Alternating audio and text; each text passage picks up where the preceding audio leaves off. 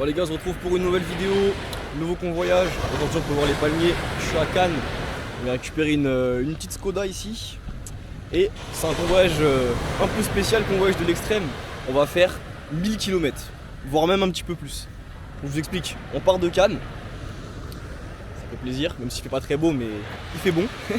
On part de Cannes et on va livrer le véhicule en Normandie. Donc du côté de Trouville, Deauville, tout ça. Donc ça va être intéressant. Comme d'hab, je vais tout vous détailler, je vais vous montrer combien est-ce que ça m'a coûté pour le trajet, etc. On va vraiment tout voir ensemble. Et de toute façon, moi je vous reprends dès que je récupère le véhicule. Je le récupère demain. Donc là pour l'instant c'est détente, tranquille. Je viens d'arriver après un petit contrôle douanier. Faut bien que ça arrive de temps en temps. Et puis voilà. Je vous tiens informé. Puis dès que je récupère la voiture, de toute façon, je vous récupère comme d'hab. Et puis on enchaîne. 1000 km les gars, 1000 bornes. Et ce genre de convoyage, dites-moi si ça vous plaît. Dites-moi dans les commentaires si vous êtes intéressé par ces longs convoyages. Pour donner un ordre d'idée, je vais être payé 350 € pour cette mission. Donc ça commence à être pas mal. Et si ça vous intéresserait également que je le fasse en voiture électrique, je pense que ça peut être sympa de tenter l'aventure en voiture électrique. Donc on va faire plus de 1000 km avec une pile roulante. Dites-moi si ça vous plairait. Dites-moi tout ça dans les commentaires de toute façon. Et puis voilà. Ok les gars, donc on se retrouve dans la voiture. Donc la petite Skoda Fabia. Petite Skoda Fabia. On a un kilométrage assez ouf. Bon, je vous explique vite fait le convoyage du jour. Là, je pars de Cannes, enfin de Saint-Exupéry pour être précis. J'ai récupéré la voiture. Je l'emmène en région parisienne, donc chez moi. Parce qu'en fait là on est vendredi quand je vous parle. Et la voiture elle est à livrer. La voiture elle est à livrer lundi. Mais elle est à livrer lundi à Trouville en Normandie. Donc du côté de Deauville, c'est collé comme ville. Et du coup c'est un convoyage qui se fait en 2 étapes. Mais il y a le week-end. C'est pour ça que sur la route, j'en reviens toujours mais bien préparer ces trajets. Hop, est-ce qu'on peut passer à gauche? Oui. Moi j'ai vu que c'était possible pour moi du coup de la stocker chez moi. Ça me fait faire un tout petit crochet. Donc de toute façon sur un convoyage à plus de 1000 bornes, comment vous dire qu'on n'est pas à 50, on n'est pas à 40-50 km près. Même s'il faut pas mettre de bornes inutiles à la voiture, ça on va vous le reprocher sinon. Mais là clairement c'est beaucoup plus judicieux de la faire dormir chez moi durant le week-end, dans un endroit clos, sécurisé, etc. Magnifique petit Porsche Taycan. C'est un Taycan ouais. Taycan 4S. Dites-moi si vous savez. Mais j'aime bien. Qu'est-ce que vous pensez d'ailleurs des voitures électriques? Pendant que j'y pense, j'y ai touché 2 mots en début de vlog. Parce que c'est vrai qu'il y en a beaucoup de disponibles en convoyage. Et c'est des convoyages qui peuvent payer aussi on va pas se mentir. Hop, parce qu'il roule bizarrement depuis tout à l'heure. Je fais attention. Il a tendance à changer de voie. Bref. Qu'est-ce que vous pensez de ces piles sur roues? Bon, j'ai ma caméra qui s'est fait la malle, on reprend. Je disais, qu'est-ce que vous pensez de ces véhicules électriques? Si vous êtes pour, si vous êtes contre. Et dites-moi pourquoi vous êtes pour ou contre. Ça peut être sympa. Et donc nous du coup aujourd'hui big convoyage comme je vous ai dit. Donc je reprends mes esprits là. Ah, la caméra elle est partie, elle a viré. Donc je disais on dépose ce véhicule là chez moi. Donc en région parisienne, il y en a pour là, il nous reste 959 km exactement. Donc on n'est pas arrivé les gars. Là c'est un maxi convoyage. Mais c'est ce qui paye comme je le dis souvent dans mes vidéos. Moi je préfère la longue distance. Comme ça me permet de pas forcément convoyer tous les jours de la semaine. Et de quand même faire du chiffre. Après je l'ai pas souligné mais le mieux en tant que convoyeur automobile, c'est de mixer entre les plateformes et des clients propres à vous. Ça, on en parle dans la formation. D'ailleurs, je vous invite à aller dans la description pour aller voir tout ça si jamais vous êtes intéressé par le convoyage automobile. Allez dans la description, il y a tout ce qu'il faut. Et en plus de ça, je vous ai même fait un petit truc gratuit. Donc voilà, il y a un petit cadeau gratos. Ça me fait plaisir. Donc il y a surtout à aller voir dans la description, super important. Deuxième chose importante, tu me suis, tu regardes les vidéos, mais tu t'abonnes pas. Pourquoi? Abonnez-vous les gars, abonnez-vous, petit like, ça fait toujours plaisir et ça m'aide énormément. Donc voilà, l'instant promo c'est fait, on continue. Donc le convoyage se fait en 2 étapes. D'abord, on fait tous ces kilomètres là pour la ramener en région parisienne. Et de la région parisienne, donc du coup lundi je reprends la route avec cette voiture et je l'emmène en Normandie. Donc c'est un véhicule que je dois stocker pendant 2 jours, pendant le week-end.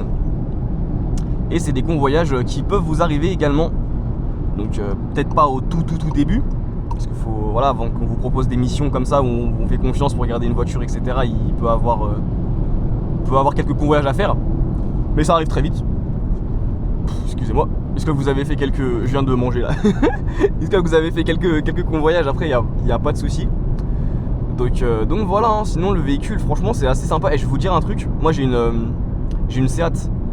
Une Seat Ibiza. Donc c'est une 2025. Hein. Je l'ai acheté là en mode... Enfin, je l'ai reçu au mois de janvier. Et donc pour mon parcours automobile, j'avais une voiture un peu plus sportive avant. J'avais une petite Sirocco, pour ceux qui connaissent, avec un bon moteur. Mais je l'ai cartonné, les gars. Je l'ai cartonné. Et j'ai voulu repartir sur quelque chose sans problème. Donc je l'ai prise neuve, pardon. Et voilà. Après, je vais revenir dans les sportives. De toute façon, je pense que je vous dirai quand je rachèterai quelque chose. Mais pour l'instant, on reste comme ça. Petite voiture sympa. De tous les jours, ça me suffit. Sachant que je la prends vraiment que le week-end, quoi. Donc voilà, tranquillement. Pour revenir à ça, et pourquoi je vous dis que j'ai une Seat Ibiza? Parce que Seat, comme Skoda, c'est le groupe Volkswagen. Et donc du coup, quand je suis monté dans cette voiture là, j'ai pas été perdu. Les boutons sont au même endroit. Le tableau de bord, bon, le design est un peu différent, mais sinon les informations elles sont au même endroit. Tout est exactement pareil. Le système fonctionne pareil. C'est vraiment c'est là qu'on voit que c'est vraiment les mêmes voitures, quoi. Il y a forcément la touche Skoda, mais ça reste vraiment Volkswagen. C'est Volkswagen derrière et ça se ressent sur toutes leurs marques. Il n'y a pas si longtemps que ça, je suis monté dans une Audi, là, une Q combien? Q8. Donc un gros SUV. Et les commodos, etc., c'était les mêmes que dans ma Seat. Genre sur une voiture à 100 000 balles. C'est vrai que je me vois quand même, ils se font pas chier. Ah, vous savez, moi je suis sans langue de bois, hein. Quand je dis un truc c'est bien. Quand je dis que c'est pas bien, c'est pas bien. Et ceux qui sont pas d'accord avec moi, c'est normal. Débattons. Moi je vous dis que je trouve ça ouf qu'il n'y ait qu'une seule production et que ça serve à tous les véhicules, peu importe leur prix. Genre moi ma Seat elle vaut 20 000 et ils remettent les mêmes éléments en plastique dans une voiture à 100 000, quoi. Je sais pas, on travaille un peu, on fait un design, un machin. Là je peux vous assurer que ce qui est écrit sur les commodos et tout, c'est pareil. Limite, je l'ai pas vu de mes yeux, mais je l'ai vu en vidéo. Vous montez dans un Urus, vous avez les mêmes commodos. C'est vraiment... ils se font pas chier, voilà. Après, le but d'un constructeur, c'est de faire de l'argent, hein.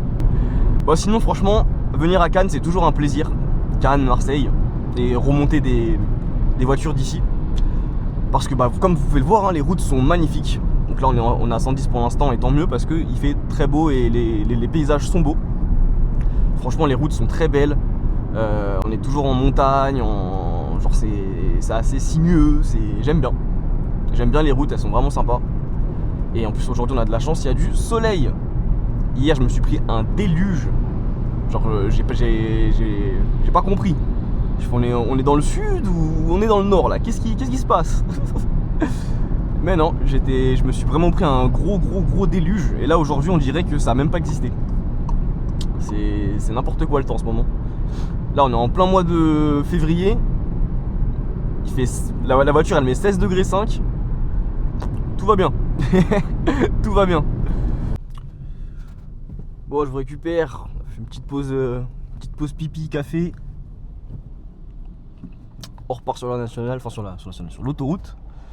Donc il nous reste 6 heures de route et 683 km. Donc on a fait un peu plus de 200 bornes. C'est que le début. Il reste du temps. Normalement on arrive pour 21h10 mais bon, on va sûrement se réarrêter. Donc on part plutôt sur 21h30. Enfin on va se réarrêter de toute façon, c'est une certitude. Donc oula. Vous avez le camion là? Ouais, c'est serré. Donc on va plutôt partir sur sur une arrivée à 22 h, je pense. De toute façon, vous verrez, hein, vous verrez à quelle heure j'arrive. Comme ça, vous pouvez avoir une estimation de combien de temps ça fait à peu près un Saint-Exupéry, enfin Cannes, région parisienne du côté de Versailles. Je suis pas à Versailles même, mais, mais pas loin. Et puis voilà, hein. Donc on va repartir. Hop, on va s'insérer, on va essayer de faire une insertion assez dynamique sans trop défoncer l'essence. Pour l'instant ça roulait bien, franchement pas de bouchons, rien. Il y avait beaucoup de travaux par contre. Une partie. Alors attendez, il y a un truc ça. J'ai horreur de ce truc line assist. Voilà. Limiteur de vitesse, on sait jamais, mais line assist, horrible. Pour ceux qui savent pas, c'est ce qui fait tourner le volant en fait quand il détecte une ligne ou quoi. Sauf que des fois ça fait vraiment de la merde. Je sais pas d'autres mots à dire. Alors, la voiture n'est pas très puissante. C'est un peu complexe. On va laisser passer. Après il y a une remorque, c'est parfait. C'est mon ouverture. Allez, c'est parti, go. Pied plancher.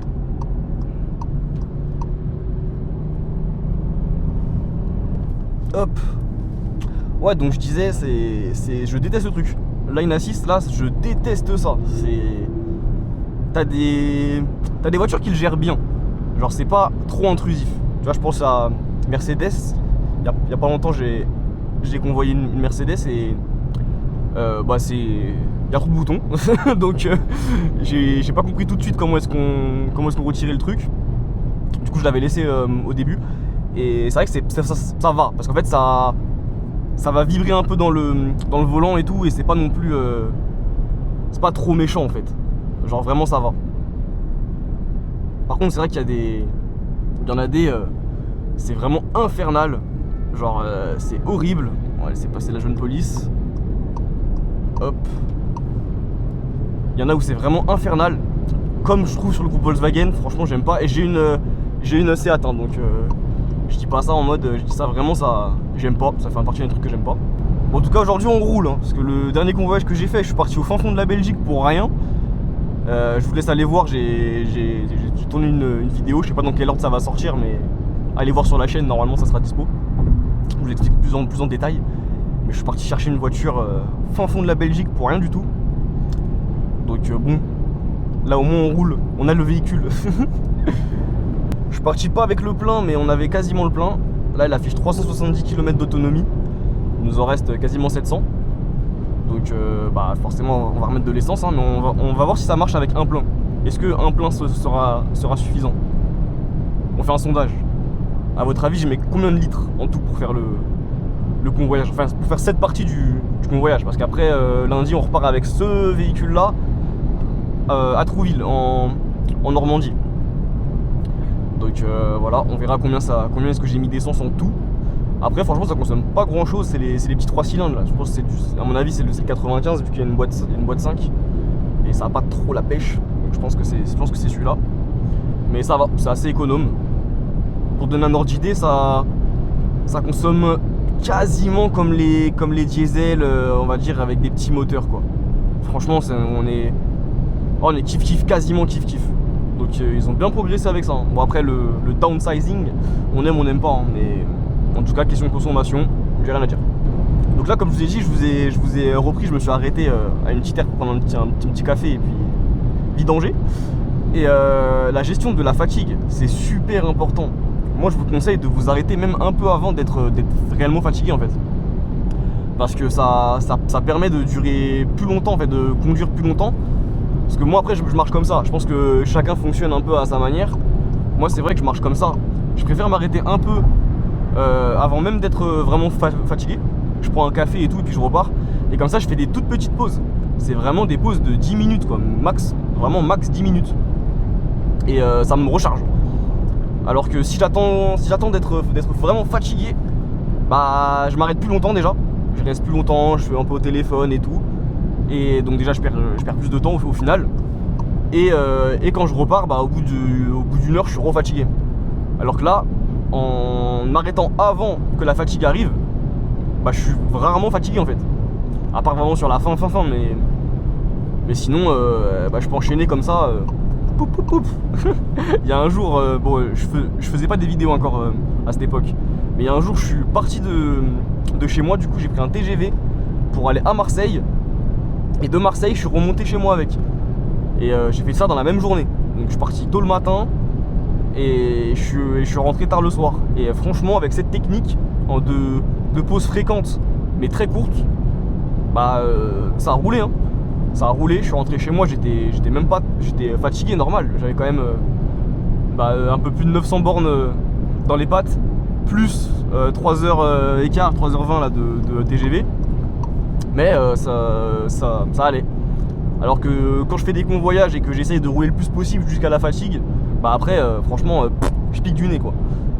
Bon, ça je le fais après quand c'est des convoyages courts. Moi je peux facilement avaler 200-300 km sans pause, c'est pas un problème. Après quand c'est des longs convoyages comme ça, je préfère faire des petites pauses, c'est plus sûr. Et du coup ce que j'ai fait là quand je suis descendu à Cannes, c'est que j'ai pris un Airbnb. J'ai pris un Airbnb chez l'habitant. Et comme par hasard, et ben cette hôte a déjà reçu des convoyeurs. Et on est à Cannes, hein, donc il a déjà reçu des convoyeurs qui sont arrivés chez lui en lambeaux. Ah, donc je disais, je tombais sur un hôte dans mon Airbnb qui avait déjà reçu plusieurs convoyeurs. Et notamment quelqu'un un jour qui est venu le voir avec qui est venu loger chez lui du coup pour une nuit à Cannes et qui avait récupéré une lambeau, une SVJ pour les connaisseurs, et qui allait la livrer qui allait la livrer ailleurs quoi. Je vais pas non plus tout dire, mais il m'a demandé, genre il était super insistant quand c'était un Airbnb avec demande et approbation, genre c'est pas juste je réserve et hop c'est bon, fallait d'abord réserver, je vérifie juste que ça filme, ouais c'est bon, fallait réserver et ensuite le propriétaire donne son accord ou non s'il vous loge ou pas. Et du coup fallait dire un peu pourquoi j'étais là, etc.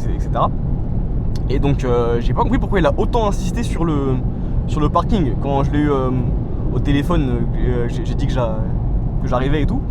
Et il a vraiment insisté sur le parking, qu'il était sécurisé, qu'il n'y avait pas de soucis, etc. Et il est venu me chercher. Et il s'attendait à ce que je vienne avec un gamos. Genre... Donc je lui ai expliqué que non, c'était un convoyage là pour une voiture classique, etc. Et puis voilà, mais du coup on m'a un peu branché sur des futurs clients potentiels. Donc c'est cool, comme quoi vous voyez hein, le monde est petit et c'est un métier qui ouvre vraiment des portes. Encore une fois, si vous aimez l'automobile et que vous avez les reins assez solides pour assumer des convoyages de grosses voitures. Et puis voilà, je trouvais on l'a refait. Je trouvais l'anecdote sympa et me dire que y a aussi enfin j'étais pas le seul convoyeur qu'il a reçu déjà de une, et de deux il a déjà reçu des convoyeurs avec des Lamborghini quoi.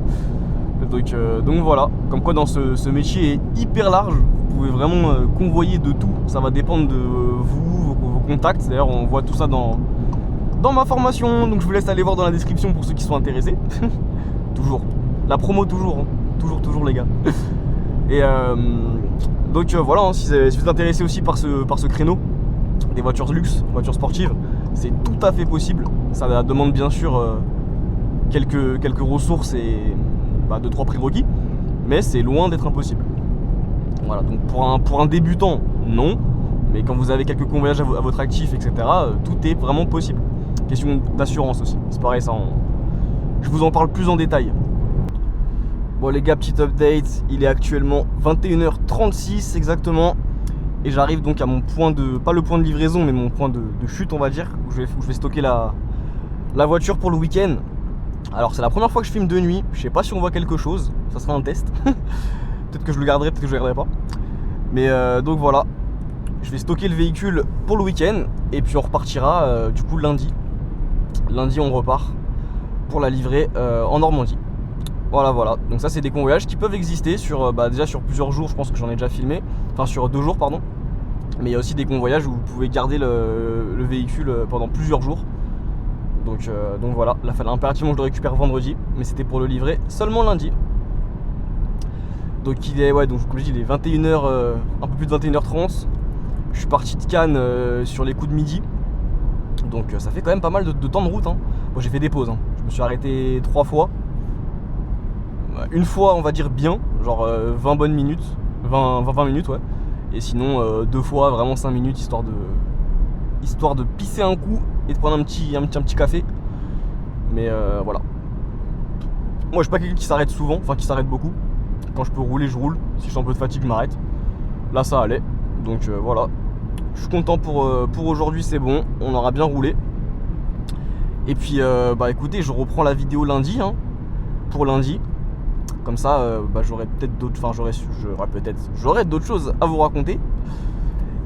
Et puis moi, je vais aller me reposer hein, parce que ça fait quand même pas mal de temps de route là. Hein. Bon les gars, on se retrouve le lundi matin. Lundi matin, début de semaine, fin de ce convoyage. Ce très long convoyage hein. Quand même parti de Cannes. Là on est dans le 78, région parisienne. Et on s'apprête, alors je vérifie la caméra, je suis désolé si vous voyez mes mains. De temps en temps mes doigts se remettent, mais il faut bien que je vérifie parce que sinon je tourne dans le vent. Ok, ça filme, c'est à peu près droit. Bon, on va la faire comme ça. Ouais, donc on reprend la route. Donc la voiture, je l'ai stockée chez moi pendant le week-end. Donc bien sûr, on s'en sert pas, hein. On va pas lui rajouter des kilomètres. Elle en prend déjà assez comme ça. Et là, on termine du coup ce convoyage là pour aller donc à Trouville en Normandie. Donc, ça va, il reste quoi? Il reste un peu moins de 2 heures de route, 170 km. Donc ça va. Alors lui, vas-y, il me coupe la gueule. Alors on a une remise au plein à faire. Donc là en gros j'ai remis de l'essence à fond. J'ai remis le plein avant de partir. Et je pense que je devrais remettre encore un petit peu. En fait en gros j'ai récupéré le véhicule, il manquait une barre. Donc il faudra que je le dépose au même niveau. C'est ça qu'on appelle une remise au plein. Sachant que pour ce convoyage là, le client me rembourse l'essence. Donc voilà, c'est pas dérangeant on va dire. Donc qu'est-ce que vous pensez vous de ce style de convoyage? Est-ce que vous aimez bien? Vous êtes plutôt convoyage longue distance comme ça? Ou plutôt petit convoyage et on enchaîne? Dites-moi dans les commentaires ce que vous pensez, qu'est-ce que c'est le plus rentable. On va voir si vous suivez bien la chaîne. Est-ce que c'est plus rentable de faire des petits convoyages ou est-ce que c'est plus rentable de faire de la longue distance? Dites-moi. On va voir si vous suivez.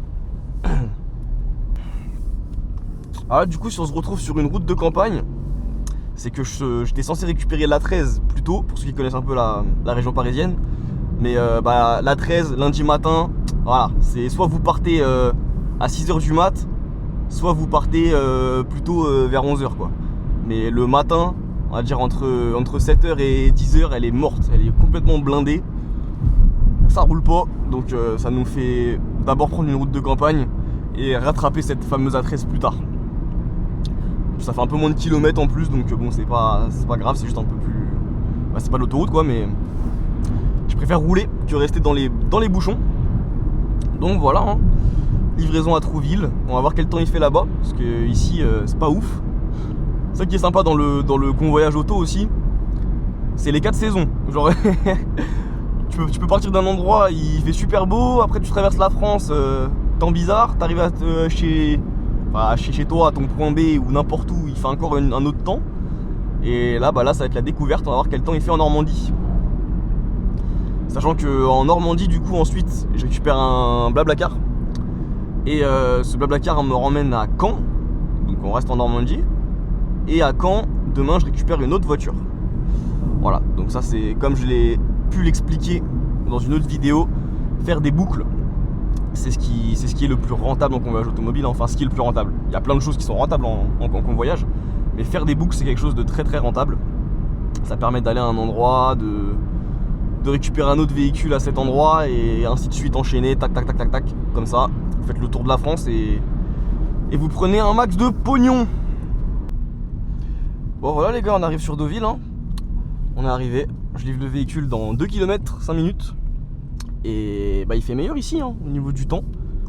Toujours un peu gris mais bon, c'est la Normandie donc bah il y a la mer pas loin donc le temps change vite. Ça fait toujours plaisir. On est parti ce matin, il faisait 5 degrés. Là c'est un peu mieux. Puis voilà hein.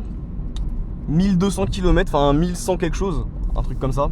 1150 on va le dire kilomètres pour 350 €. Donc on peut dire que c'est un convoyage plutôt rentable. C'est comme ça que moi je fais hein, pour faire des grosses semaines. C'est que déjà j'enchaîne. Et je fais surtout des convoyages de longue distance. Ça c'est quelque chose quand vous pouvez vous le permettre et si vous appréciez rouler beaucoup, c'est ce qu'il y a de plus rentable en convoyage auto, avec les véhicules un peu spéciaux et les livraisons un peu spéciales aussi, ça on en parle. Quand je dis on en parle, tout se passe dans la description. Je vous en dis plus en détail sur le convoyage auto. Écoutez, je livre la voiture et j'ai appelé ma cliente là tout à l'heure, donc c'est bon, elle est disponible. Ça va toujours faire attention aussi si les clients sont bons, sont prêts. Donc je livre le véhicule et ensuite je vous récupère vite fait sur Deauville. Et puis voilà, comme ça on terminera la vidéo tranquillement. Pas mal ici hein, plutôt beau gosse. Ah, c'est quand même mieux que la région parisienne hein. Bon c'est bon les gars, véhicule livré, cliente satisfaite, qui va en plus remonter l'information à la personne qui m'a missionné, donc très bien. Toujours les bons commentaires, c'est toujours apprécié. C'est pour ça qu'on fait des bonnes livraisons en bonne et due forme. On tient ses clients comme il faut, pas de dégâts sur les véhicules et tout va bien. Moi du coup je vais choper mon Blablacar. Je vais à Caen et on se retrouve là-bas pour terminer la vidéo. Sympa hein, franchement il fait beau en plus. Vivement l'été. Si tu veux vivre du convoyage automobile, que tu veux te faire 2000, 3000, 5000, ça va dépendre de ce que tu entreprends, si tu es convoyeur solo, si tu montes un gros business ou pas. Bref, tu peux te faire de très bonnes sommes en convoyage automobile. Je te laisse aller voir dans ma description, réserve un appel, tu tomberas sur moi ou un membre de mon équipe et on en discute, on voit ce qu'on peut faire ensemble et je te lance dans les meilleures conditions. Ciao!